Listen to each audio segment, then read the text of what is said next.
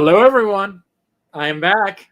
Welcome back to welcome back to the show that I couldn't even remember the name of, Trending in Hollywood. Wow. It's been so long. It feels like I've been gone for ages, but every day somehow still feels the same as the last day. So I am back. Thank you so much for tuning in to this week's episode of Trending in Hollywood. Demetri Panos is still here. I did not kill him. I think he held down the fort as best he could. He did a great job. Let's give him a round of applause. Welcome in. He did a great job. Thank you. He did a great job. And I'm sure you missed me not defending streamers for the past couple of weeks. So I am back this week to defend streamers. And we are streamers and dreamers. Streamers and streamers. But yeah, it's going to be about a 45-minute show today. Not a lot happened. I think me and Demetri have kind of been joking about that all week. So we're kind of just pulling from two of the main topics that has been circulating the web. And that, of course, is the wonderful Delta variant, and how that's going up against the forces of B in Hollywood, the forces of Hollywood versus COVID. How is that going to play out with film festivals, award seasons, upcoming events, screenings, all the fun stuff? And then, of course, we're going to talk about the movie that I feel like we've been hearing about for the past month and a half nonstop, Suicide Squad. And that will include some spoiler conversation because, not on purpose, I don't think we want to spoil certain scenes, but I think there's certain elements of the movie that we have to reveal to talk about the movie's pros and cons. So we're going to talk a little bit about that. All right. Yes, Demetri, and welcome back, Scott. You are, you came back like coronavirus variant, like a coronavirus variant. You're back. Yeah, and I'm a little rusty. You know, I made a couple mistakes there, right opening up the show. I think it's proven that I haven't been doing any video related content for the past couple of weeks. You know, that Wally intro kind of proved that. Well, Wally World will do that to you. And traveling this fine country in the family truckster will, do that for you. So, but it is great to have you back. Holiday road. There you go. Wait. Yeah, that was good. Brady's ears just what? What is that? Baby. Put me in a musical. Put you in a straitjacket musical. I think that we should save Suicide Squad for a second. We should talk about coronavirus. We should talk about all this because, man, you don't know whether to be, all the news is not looking great regarding this variant and another variant, Lambda.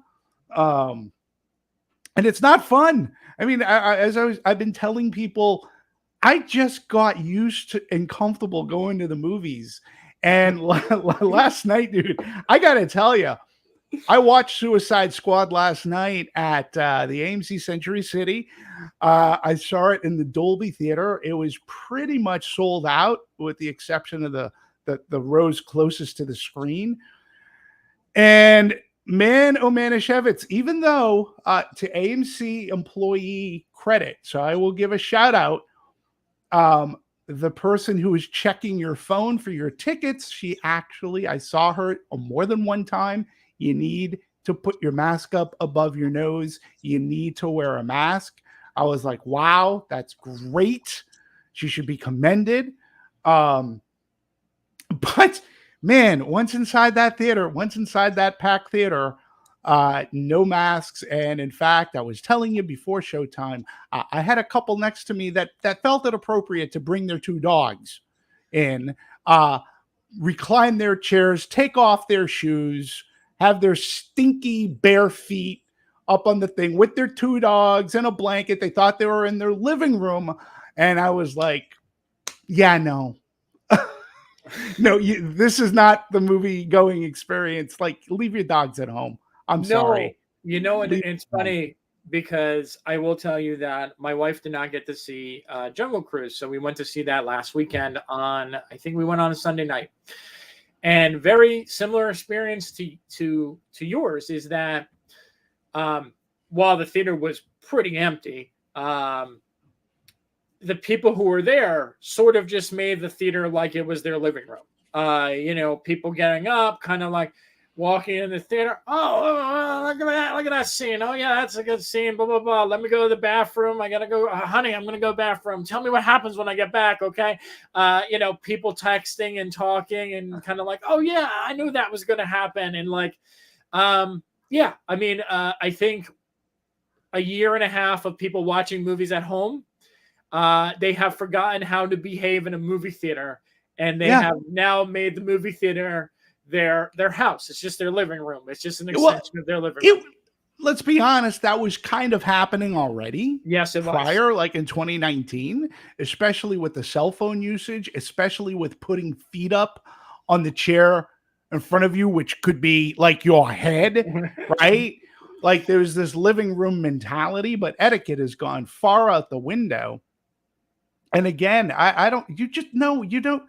I was surprised that AMC like said, okay. I mean, there were two dogs were in the theater, and albeit well behaved. No, I don't want your stinking dogs. Like, no, just leave them at home. Like, this is, yeah.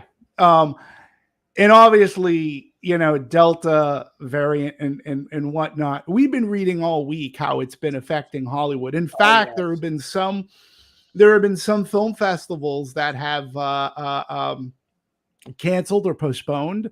In fact, there was a big one today. I think was it China? I believe that postponed today due to rise in coronavirus. Well, that's interesting that you're saying that, because my information I've gotten today has been pushing stuff in person again. So it's interesting today. One of my emails that I got in my inbox was Fantastic Fest is back, baby. It's back. Right. It's going to be in person in Austin, Texas, of course, at the Alamo Drafthouse Theaters. They went all virtual last year, and they're going to be back in person. And the interesting thing, when is that? September, the last week of September. So it's where Hollywood is doing Hollywood right now is being very, very hypocritical. They're picking, and I'm back. So you're going to hear this unfiltered version of this. I mean, Demetri kept this alive. He was very thorough about his feelings on Disney, and I'm going to be adding to them in this conversation as we have them now. But yeah, hypocritical as always, right? Well, we don't want to support this event. We're not supporting in-person events, but hey, let's do a screening of Shang-Chi at CinemaCon because that's what we should be doing, a giant indoor screening in a casino where cases are really, really bad. Let's do an outdoor event for Jungle Cruise. Let's do some of the junket at Disneyland inside. Like, there's a lot of hypocrisy going on right now. And I think the biggest one that just came in, and, again, this has nothing to do with me being invited. I always feel appreciative to be invited to things, but I am going to say something right now. So we're following this path of, we don't want to do these in-person events. We won't want to do events indoors, yada, yada, yada. And then Shang-Chi screenings, no screening link option, which is a big deal. And I say this because almost every Disney movie for the past year and a half has had a screener link presented to the press. It was kind of like you have the option of seeing this in theaters or getting a screening link. And I feel like they were being very proactive with that. And one of the things that I actually applauded them for was the fact that they were doing that. Now, all of a sudden, and I think this kind of comes from the whole Scarlett Johansson thing and the Jungle Cruise thing and the conversations that keep happening because of that article. But now we're seeing this force now to go to the theater to see this. When Right. in LA, we're talking about mandates. We have a New York mandate. We're talking about an LA mandate, and you're pushing people now to go see a movie in a theater, which just seems to go against everything else you're saying. But then at the same time, you are letting people into Disneyland at full capacity and don't have a problem with that either. So again, Disney is kind of like the McDonald's, right? Like there's other people doing this as well, but we always look at the person who's kind of leading the way. All fast food's bad for you, but like Burger King doesn't get mentioned all the time, even though they're doing the exact same thing McDonald's is doing. Right. And that's kind of why Disney has to be the focal point of a lot of these conversations, because they're the ones that everyone looks up to, but also the ones that it seems like the world in general is very afraid to kind of comment on. And that really, really bothered. Go ahead, Demetri. Sorry. No, you're right. Scott. No, I apologize, but you're 100% correct. I had this conversation with some of my neighbors just yesterday, Scott, about Disney, and a conversation that I talked about ad nauseum these past few weeks. You and I have talked about it's the hypocrisy and the picking of choosing. Right. So we're Hollywood is a place that, yay, we want women's equality. We want fair and equal pay. We want women to be treated just like men do. But yet Scarlett Johansson does this unprecedented thing and zero to little support.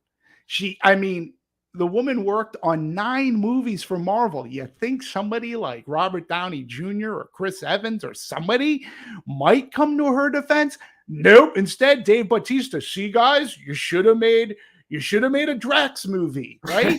And I'm like, really? That's your response? And with my neighbors are like, oh yeah, they don't want to F up their deals. They don't want to F up their deals with Disney. And I'm like going, but that's the root of the problem.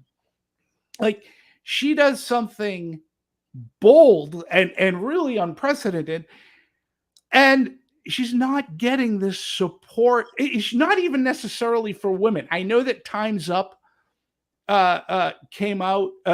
They only came out after Disney's disparaging comments about and leaking her salary, right? And some other women organizations, Gail Ann Hurd was interviewed. She said a blip about it. She says, I'm not surprised. I'm not surprised. They would never do that to the male leads in any of these. But I'm just surprised and kind of disheartened that there aren't more people. But Hollywood picks and chooses its causes. Had she been sexually assaulted, this would be a different story. But because she's getting screwed in another way in pay, people don't, because it's Scarlett Johansson. I don't know. It's weird because I think Hollywood has this weird way, and our industry has this weird way. Instead of looking at a current situation, we sort of look at people as a whole, right? And Scarlett Johansson has notoriously had a lot of backlash against her, with Ghost in the Shell. There was that whole thing about, like, if I want to play a tree, I can play a tree kind of thing. Or maybe that was a meme that became a joke when she was like, I can play whatever. So I think there's a lot of like this, almost this love-hate relationship with Scarlett Johansson in the industry. Okay. Mm-hmm. I mean, personally, I've liked her. In fact, I was a huge supporter of her starting out, going back to Lost in Translation days and Ghost World. To me, those were the strongest of all the stuff she's done. And, this Marvel stuff is very formulaic, and, she's good on the role. Don't get me wrong. She's good. She's kind of brought the character to life and she's made it her own. Absolutely. But it's not her strongest work. Mm-hmm. And I think as the industry kind of has this love-hate relationship, right? This is something that I wanted to also bring up, and this does not have to do with the Delta variant, but it's this now we're like, we all love Brendan Fraser now, right? Now Brendan Fraser. But like 10 years ago, 15 years ago, we would destroy Brendan Fraser. It was literally the industry just, oh, I hate this guy. This movies, he makes such shitty movies. He's not a good actor, blah, blah, blah, blah, blah, blah, blah, blah, blah. And now all of a sudden we turn into, oh, the he's back, the Brendan Sance or whatever, the Fraser Sance, whatever the hell they want to call it now. And it's just like, oh, okay. Now we like it's just, and this is what the problem is with Hollywood, is it kind of like picks and chooses, and like if the story is is it good enough, they're kind of like, oh, we're going to be on board on this, and then if the story is not good enough, they're like, nah, we're not going to pick up on this. And it is. Go ahead. Yeah, again, you're right. It's just a really strange thing to look at, and I feel like a lot of the Scarlett Johansson stuff, it's gotten a lot of traction, right? And there's been, when the Emma Stones jump on, and I think there was also rumors with Emily Blunt. When that kind of starts on, like now you're kind of like, oh, we really like Emily Blunt. Oh, we really like Emma Stone. Right. So it kind of gives it more of that. I don't know, that crux, like it has like a little bit more backing now. We're kind of like, oh, maybe there's something to this. But it's weird. It's just a weird thing to say. But they're doing the same thing during this pandemic too, Scott. Yes. Like they're picking and choosing, right? Oh, yeah. So CinemaCon is continuing to go on. There was a very fascinating interview with John Fithian, who is he's the head of NATO, the National Association of Theater Owners. And he even talked about how CinemaCon this year is going to be very different. There are a lot of exhibitors who are unable to attend, being that they're facing a financial hardship. Going to CinemaCon is not cheap. To buy the badges, to buy, to book your hotel room. The restaurants in Vegas sure aren't cheap, right? No, right. So, it's fascinating, and we know. Look, Disney has pulled out of CinemaCon. They're not even doing a studio presentation. They're not going to be there. They're going to show a movie, but that's it, right? Many of the studios have scaled back onto who they're allowing to go. Yes, this year. So, but yet, Disney and other studios will still have their live premieres and do all this stuff. And it's like, okay, are you for or are you against? However, Disney was one of the studios, along with Netflix, who said that they are going to mandate that when they do open their offices, employees must be vaccinated. They must show a proof of vaccination. Which is great. But we've also read, though, studios like Amazon, Lionsgate, and they've pushed back their going back to work to later in October. I think Amazon pushed 2022. Mm-hmm. So we're seeing how, look, this is the weird thing. If the studios are taking it this serious, right? Shouldn't we as consumers be taking this serious too? Like, it would be nice if a theater chain had the balls to go, you know what? You can't come in unless you show proof of vaccination. Sorry, it's just, that's it. I mean, if you are taking these things so serious, and why? Like, I've said this before, from something that you said last year, if studios are postponing going back to the office, what do they know that we don't? Yes. Do they know that their employees, like most of them, aren't vaccinated? Like, what do they know that we don't? We have to follow that lead and ask the question, what the hell's going on? And look, I know we all want to get back to normalcy. I've been fully vaccinated since March, I believe. I know you've been fully vaccinated. You were around the same time. Me. Yeah. Which is fine. But knowing that I can still get it, knowing that I can still pass it along to somebody, right? I mean, that's scary. I just wear a mask. I mean, what's the big deal here? It's still affecting us. And they talk about it in the news from a Hollywood perspective almost daily, especially when they talk about the grosses. because it is an unknown. Well, it's an unknown factor. And albeit in that interview with John Fithian, he said, yes, the Delta variant, like apparently they're conducting surveys almost daily to try to get a handle on the comfort level of moviegoers going back to cinema. And it was at prior to all this Delta variant blow up, it was actually very favorable and positive. It was in the 80 percentile. This past week, it dropped down to 70 percentile, meaning movie-going audience not feeling that comfortable going back to cinema. So it's difficult. And last night, I'm not gonna lie, it was kind of, it was a little bit uncomfortable being around. I mean, literally, it was a packed house, and I haven't been in a packed house in a long time. So yeah, I think that we still have a little ways to go. And, you know, if Disney's, like I said, I'm all for the mandates. I'm more than happy to show my proof of vaccination. I really am. I don't think I've ever had to show it to anybody. How about you? No, which is very problematic, right? Yeah, I think so. I don't even want. We're not going to get into that. But no, I mean your points are completely valid. I mean, my thing, which taking this, which bothering me to a whole nother level, right? So, okay, so I'm going to play devil's advocate on this whole situation. All right, so if you do an outdoor event, like they're kind of like we're pushing everything outdoors, and even if you do the math on all this stuff, I mean, there's problematics.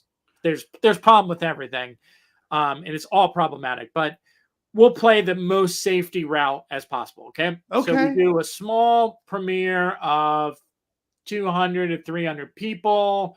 Majority of it is outside. We rent out multiple theaters, fill the theaters at about 50% capacity. That's the best case scenario, right? Mm-hmm. So explain to me if that's what should be the norm and what the industry is kind of almost showboating as like the norm, like only outdoor events. Please explain to me how Venice, Telluride, and TIFF are ongoing, not only from the perspective of them being huge, massive events, but being international, people traveling to and from. There is no way that those people are going to be able to control. And if I had to make a prediction right now, I will guarantee that at least 2 of that 3 festivals, if they continue as planned, will have COVID testing. Will have COVID outbreaks during them. Well, listen, Scott, I can tell you something from true experience about that goes to what you're saying about travelers, right? My mom right now is kind of stuck in Greece. She's been there for a couple of months, suffering through massive heat waves. But the other thing Greece is suffering from is major COVID infection. In fact, just this past week, they were put on a list of places not to go to because of their COVID, because it's exploding there again. And from what my mom says, it's because of all of the tourists. Okay. And she says it's just miserable there. She's trying to get out. Hopefully she can work things out to get back to the States sooner rather than later. But when you take a thing like Toronto, right, in Canada, now Canada currently is doing okay. They most recently opened up their theaters. However, we've come to learn that there's a lag time between all this stuff. So where they may be good today, in 2 weeks, we could be seeing a different story, right? And when you're talking about people coming in from all over the world to go to TIFF, we're just, I think that we're going to start to see these outbreaks because you can't contain a virus. And we saw what happened at Cannes. Cannes had their own micro outbreaks throughout. So I don't quite get it. And let's be honest, Cannes doesn't, as much as Cannes had some big premieres, right?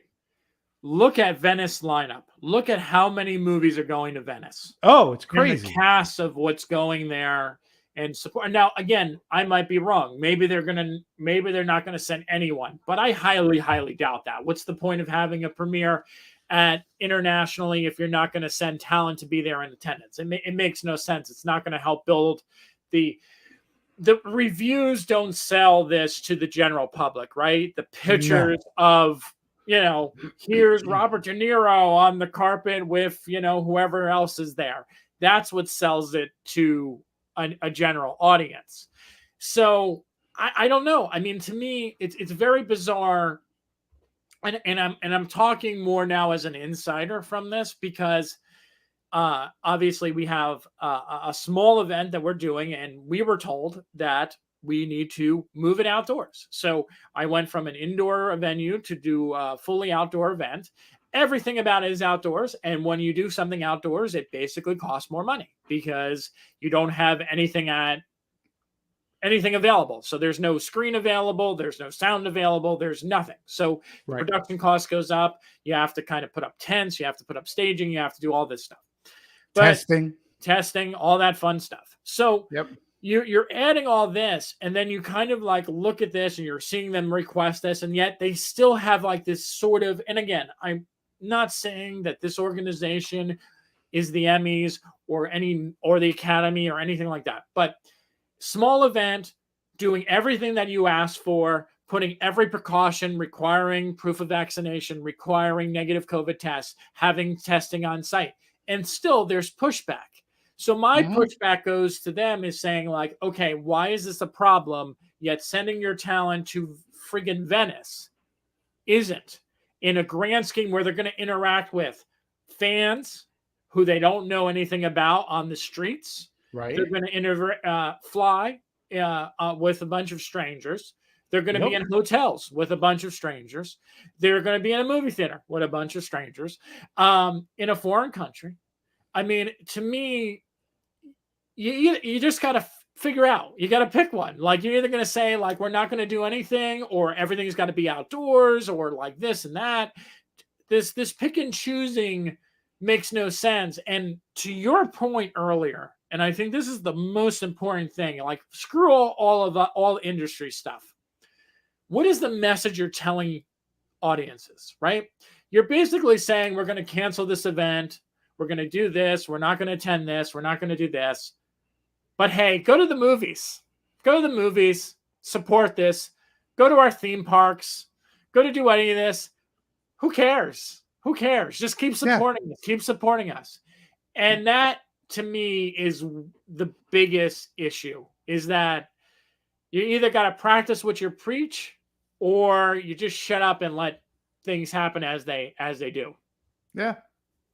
Yeah. I mean, you're absolutely 100% correct. And again, with this Delta, we're back to kind of being uncomfortable again around people. But I think the other thing, though, Scott, and you tell me what you think about this.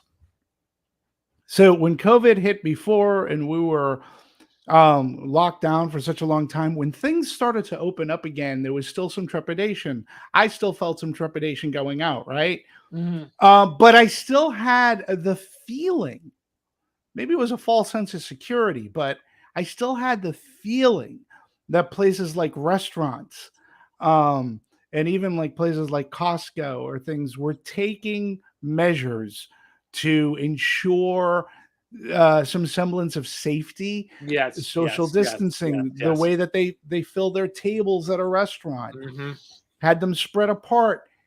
Now we have similar discomfort, but they're not doing any of those things. I mean, Costco, they are spraying down the carts and everything, but restaurants, full capacity. Yeah, like they're not doing anything, and we're in a worse position, or we're not too dissimilar to where we were in January, right, with cases, and they're not taking those precautions.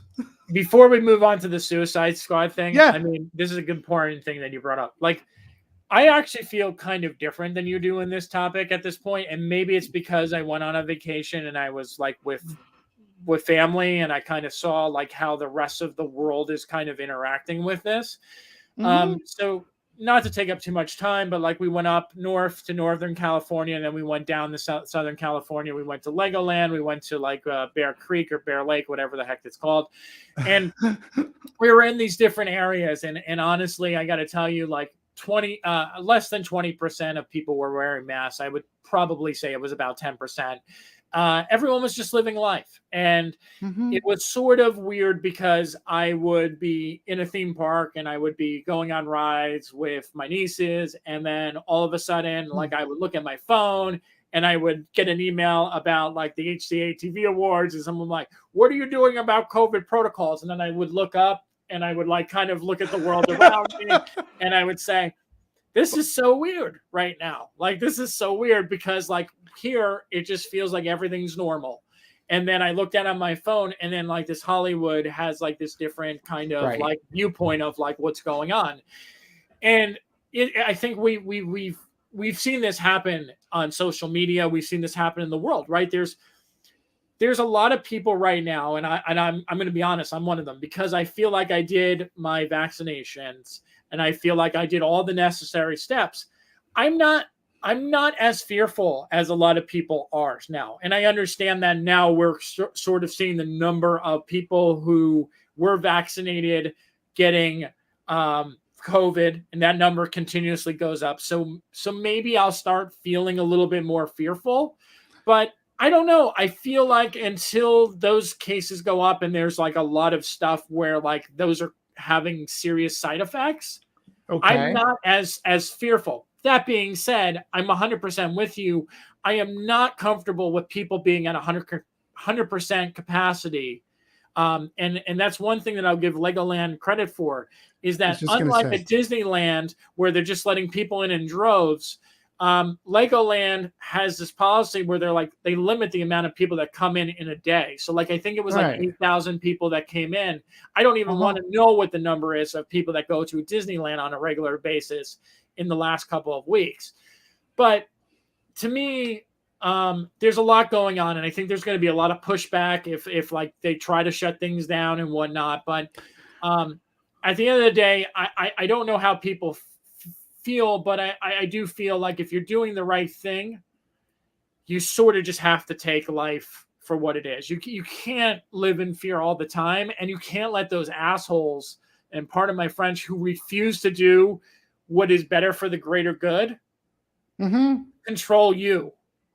Right. No, and that's a main thing. We shouldn't be giving that minority of power, idiocy, that power of controlling our lives.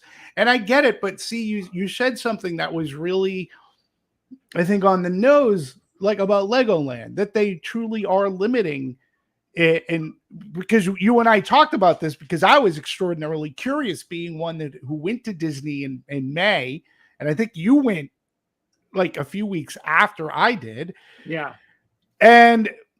But you told me at Legoland, you did feel like it wasn't overly crowded. You weren't like rubbing elbows with a ton of people, and you felt your outdoors were at Disney. It was really crowded. It was difficult getting food. It just wasn't the experience that I'm used to. Difficult getting food. And I think what the problem with that is that that's another topic that we have no right to talk about right now. But that's basically about staffing and the fact that a lot of people don't want to work. And you see it. I mean, these companies are losing so much money because they get so much revenue off of food. In Legoland, I mean, it was kind of crazy because there was lines galore for food. Like you would walk through the park and you can get on a ride in about like 5 to 10 minutes.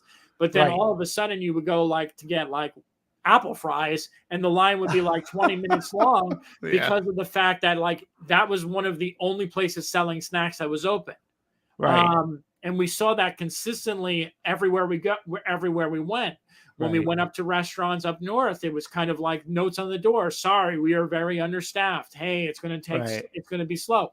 So there's a lot of factors that come into play, which is also kind of interesting when we talk about requiring proof of vaccinations, who a lot of these companies barely have enough people to survive right now, right? Sure. How are they going to hire people to just check this stuff? They're literally going to have to take away from their staffing. But again, though, do they though? I mean, seriously. Look, and if you have your card on you, or you have a picture of your card, or you have a digital version like I do, like if you're going through a turnstile where there's a person there, do you have proof of vaccination? Right here. You have the ID? Yep. Okay, go on through. You already have the people there. And it's like when you go to Disney, it's not like it's an open turnstile. You have to show a ticket. Yeah, that's true. I mean, they have a person there. When you go to a restaurant, the hostess, I guess. There's a host. There's a host or hostess there to let you in. Or if you're going to a bar, there's a pretty burly bar security guy, a bouncer, who could, like, we don't need medical people. All we need is somebody to check. That's it. Listen, you told me about your vacation. I'm really I'm glad. I'm happy that it sounds like a lot of it was outdoors. It sounds like it was a really great time. So, and I'm glad you've gotten over that hump. I wish I was there. And I'm getting there. Next week, I'm going to my first convention, Scott. Right. And that's going to be going back to our conversation. Like, why is that happening? Yes. Yeah. And yeah, they're still holding it. Awaken the Spirits in Pasadena. It's sold out for the weekend, Saturday and Sunday. I don't know what limitations, but I'll be there on Saturday. I'll be texting you. However, I will say this though, Scott. 2 weeks ago, they did send to everybody who got a ticket. They did send masks are required to get in. And I don't know if anything's going to change between now and next Saturday as to whether or not they're going to require proof of vaccination to get in, or a negative COVID test taken within the past 48 hours. So we'll see. We shall see. But I will report on my first convention experience and how that went and goes, and how I legitimately feel. Very much how I reported about going to the movies for the first time. So, there you go. So should we go into the Suicide Squad? You got to make sure you get the Suicide Squad. There you go. The Suicide Squad right there. Uh-huh. All right. So Demetri, you and I really haven't talked that much about this movie. So I'm gonna let you, since the movie's more fresh in your mind because you just saw it, I would love to know your overall thoughts. Well, first off, the Suicide Guardians, the Suicide Squad, I think, is a vast improvement over that 2016 diaper load. Granted, that's a low bar, but bringing in James Gunn was it was an obvious choice and a great idea, and he makes good and delivers a far-out, frenzied, violent action movie that kind of mirrors another band of anti-heroes. Now, again, I said the first Suicide Squad really set a low bar, so almost anything would have been better. James Gunn brings in his talents. The movie is fine. The movie works for the most part, although there's a lot of characters that there are a lot of characters that are from the first movie that, quite frankly, I don't remember.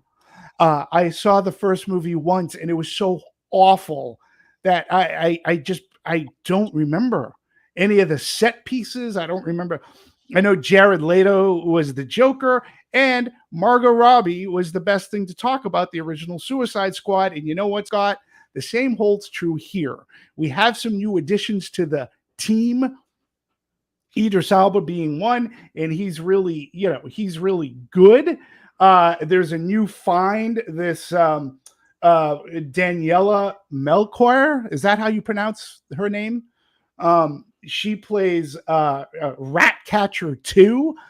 She's very good. But the movie proves that of all of these characters, only one was deserving to ever have their own movie. And so, in future movies, and that's Margot Robbie's Harley Quinn. Her character actually has more or less, it almost feels like a side quest, because like this is a mission movie. Like this is a seek and destroy kind of a movie, and her side quest is its own little movie, and she has by far the best set piece action scene throughout the entire film. I mean, it's the only one that I felt was applaudable, and everybody else is fine. They're good. They don't deserve the movie. I think that Harley Quinn, like Birds of Prey, I still think is a better movie than Suicide Squad here. And I still don't understand why people never really embraced it. They're going to embrace this one more. And I just don't get it, because she really is the strongest. King Shark, everybody, I just couldn't get Guardians of the Galaxy out of my head. And this is an R-rated version of like a Guardians of the Galaxy. These are anti-heroes. You have a character who can barely speak and made to look cute, and set pieces were fine, but you have this the villain or the monster is this starfish, and all I could think of, I want to get Starry and Stay Puffed in a ring and have them duke it out. But Starry seems like he should be in a Guardians of the Galaxy movie.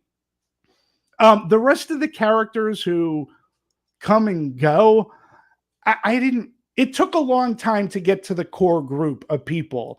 And once it got there, you kind of latched onto them, then there was a little bit of heft. And if someone were to explode or die or whatever, you could feel something. But it took about halfway through the movie to get there, where everybody else just seemed to be cannon fodder. In the most grisly, just, bloody, blood splattering ways. There was some humor to it. The movie was fine. It was, like I said, is it DC's best? It's one of their better ones for sure, but I wouldn't call it their best. But it's a far cry from the movie that came out about 5 years ago today.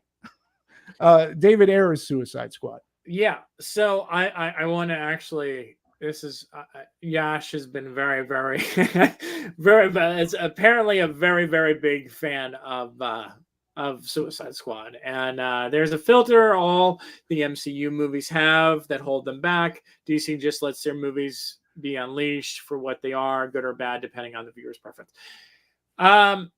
Yes and no. Because obviously that's not the case because we would not have had the last Suicide Squad, because obviously there's been a lot of outcry about how they did not release that. And obviously the Snyder Cut also proves that they do not let their movies be unleashed. And based on Patty Jenkins' comments, also not the case.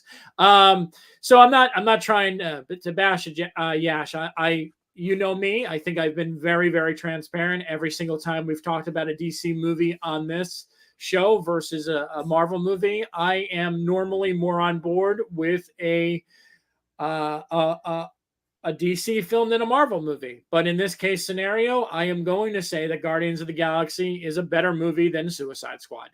And even though it might not have all that James Gunn violence or some of that humor that he incorporates, I think the movie has a better flow. I think the characters are better. I think they're more interesting.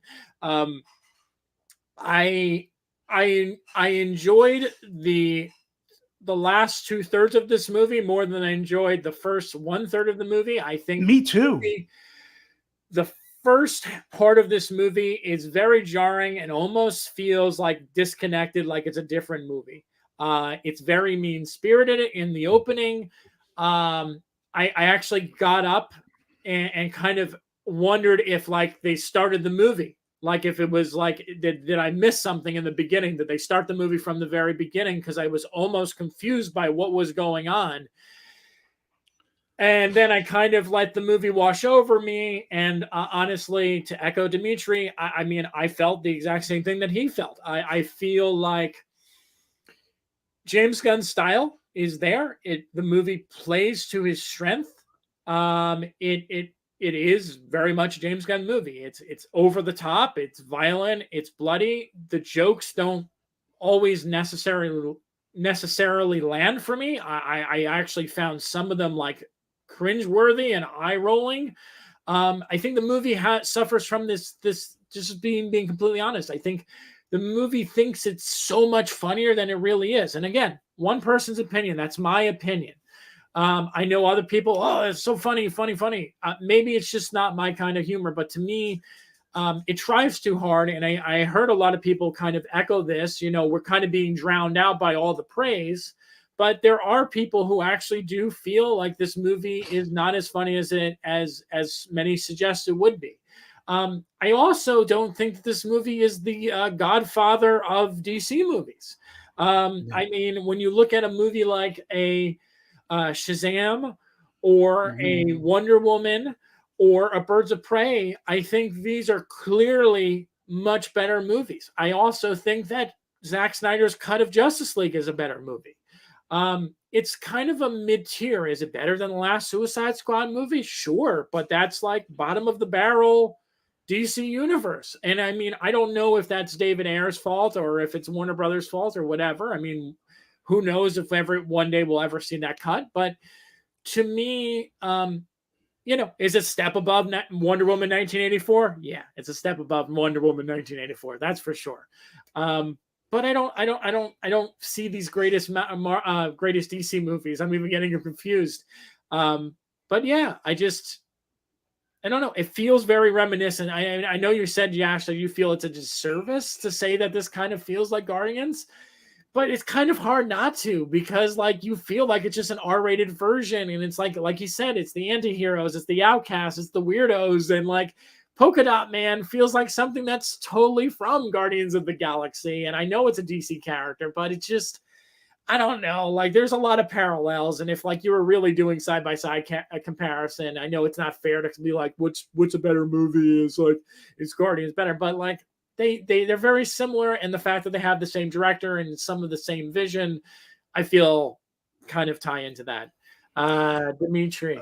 Yeah, no, I wanted to go back to that statement about, yes, the NC universe is very tied down. Yeah. And you could tell that Warner Brothers here gave Gunn a little more creative freedom. You could tell, because he couldn't get away with doing half of the stuff that happens in the Suicide Squad, right? But there's a blessing and a curse to that. Okay, DC has yet to find its rhythm. So I don't know where this movie fits into anything that's DC canon. I don't know how, I just don't know how it fits into anything outside of like Harley Quinn. Now, you mentioned Birds of Prey, and Birds of Prey just totally took me by surprise. I did not expect its violence and vibrancy and its kineticism. I craved that damn egg sandwich throughout the entire movie. And Margot Robbie's performance, along with everybody else, Rosie Perez, Mary Elizabeth Winstead, yeah. Like and even the little girl, they were all fantastic. In fact, my criticism is, I wish that they had all come together a little bit earlier in the film, but you had a great villain to overcome, and they were just so good together. And you could tell that, I don't know, the way that I saw that Harley Quinn set piece in the Suicide Squad, it was almost like he took a page from Kathy Yang's playbook. If you remember the scene in Birds of Prey when Harley Quinn storms the police department, right, and she's shooting people, and it looks like they're the beanbags of confetti. That's what the flower scene kind of reminded me here, but it had the most vibrancy. And like I said, when it was all said and done, I actually went, yes, like she's the only character, but I think the actress, and it's sad because I read that she's going to take a break. No, I think they debunked that at this point. I think that was like, again, false rumors, because that's what we love to do in Oh, okay. and entertainment journalism, is just create headlines. But yeah, there was an article that came out this week that said she's not done from the character, and she's not taking a break from it. Oh, well, good, because I want to see another Birds of Prey movie. And she really, to me, was the glue that held everything together. Look, Idris Elba, I think, was a great find.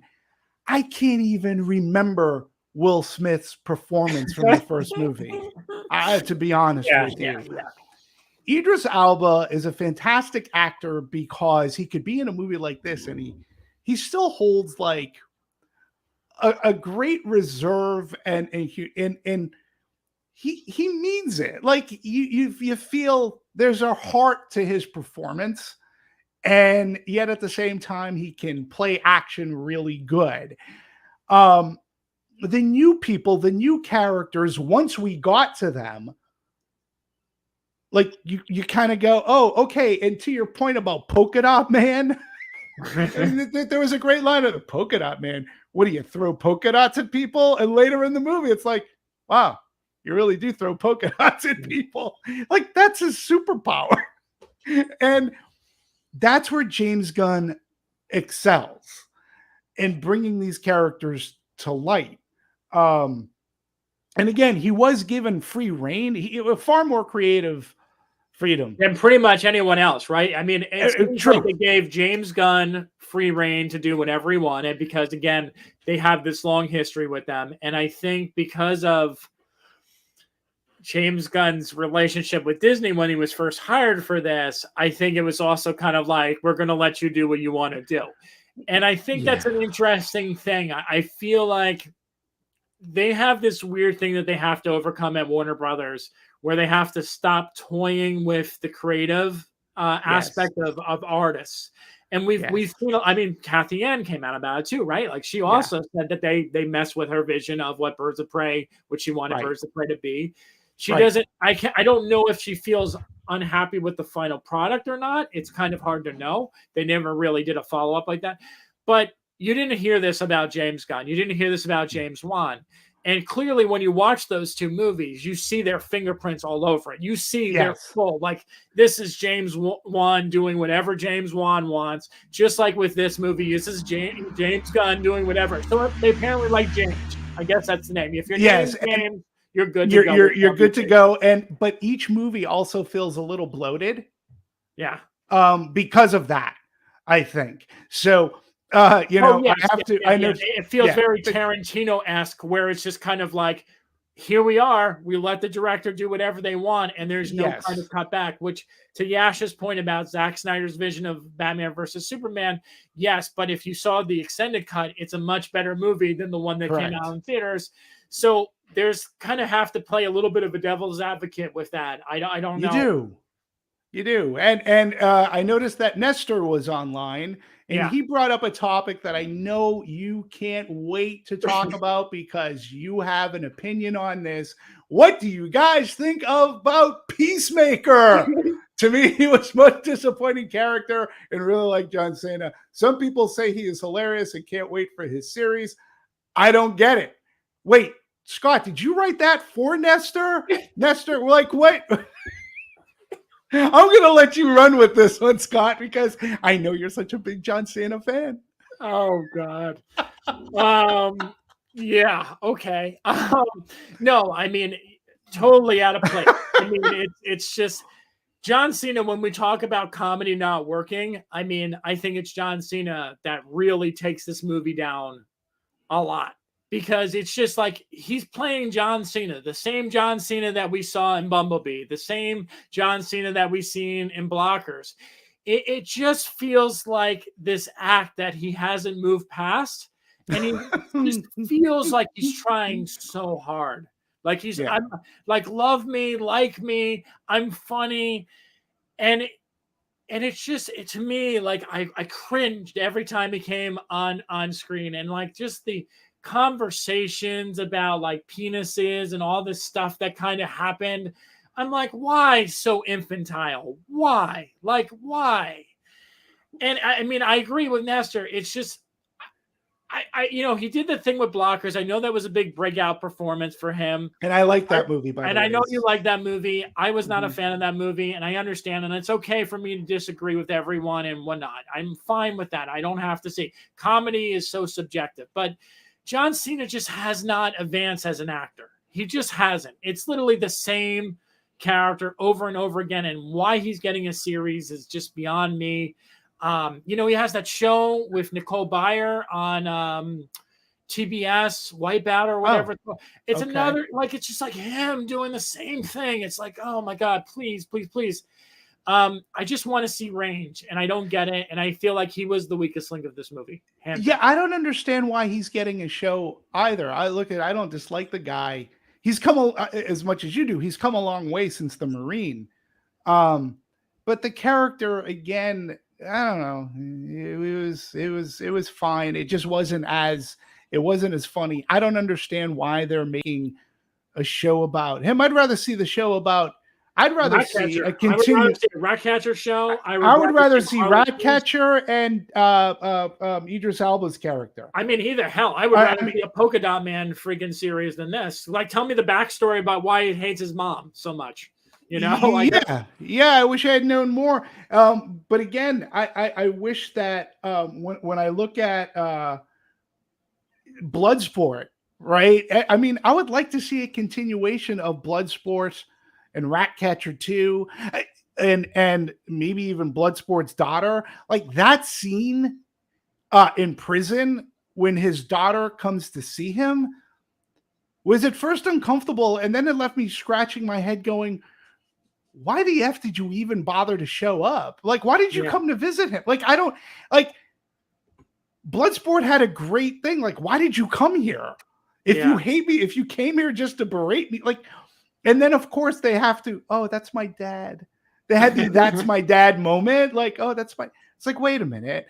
I like the relationship between Bloodsport and Ratcatcher too. Me too. And I would like to see, if you're going to do a show, pay Idris Elba and this new actress who's really good, do that. But going back to the creative freedom, again, I think it's part of DC's problem because they don't have anybody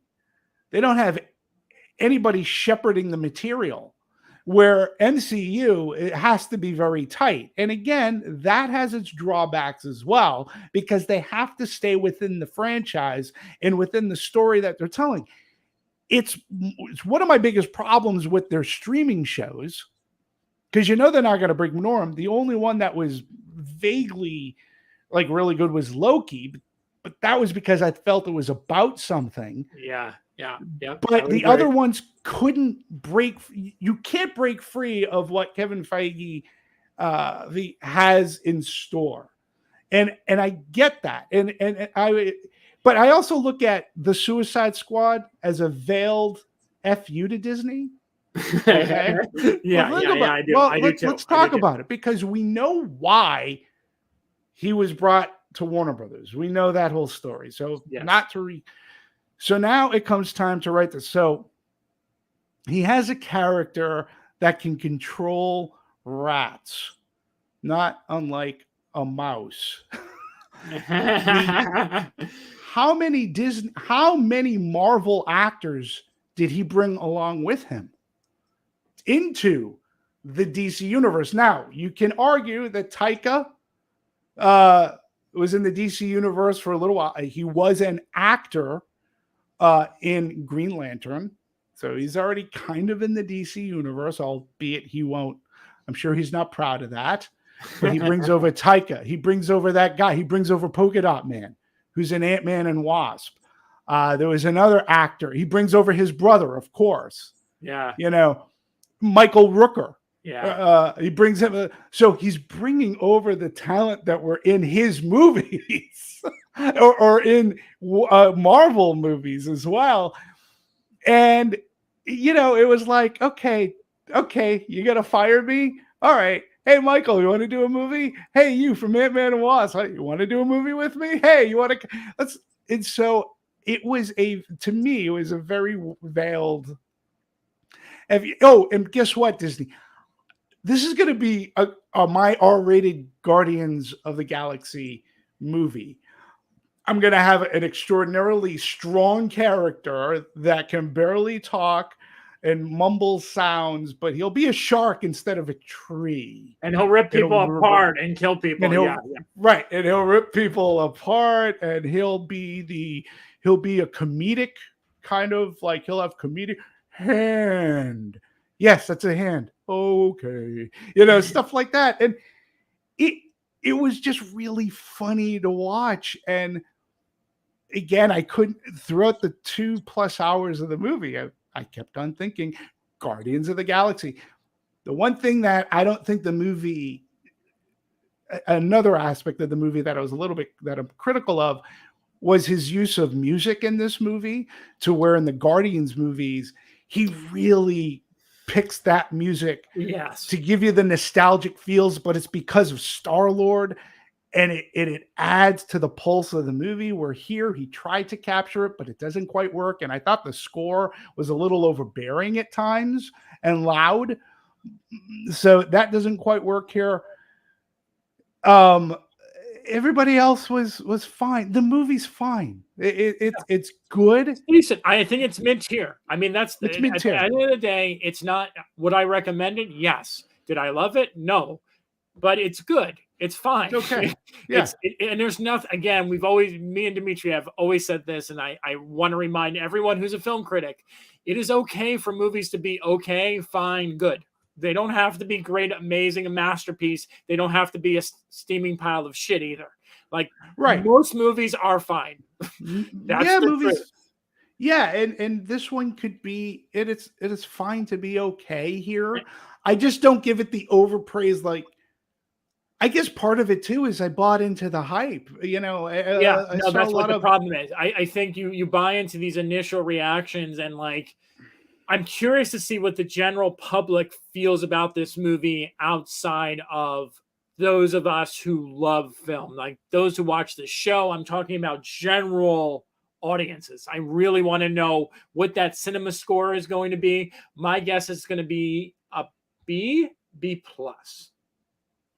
It could be, but you got to think about, Scott, too, what we've been fed thus far this summer, right? It's part of the reason why I enjoyed Jungle Cruise so much. I said so in my review, but when you even compare this to Black Widow, this is a far better movie than Black Widow. Oh, it's way better than Black Widow. Yes. It's way better than Black Widow because that movie was so bad, right? So when this comes along, it's almost like an oasis because we haven't had a really, really good superhero movie in such a long time.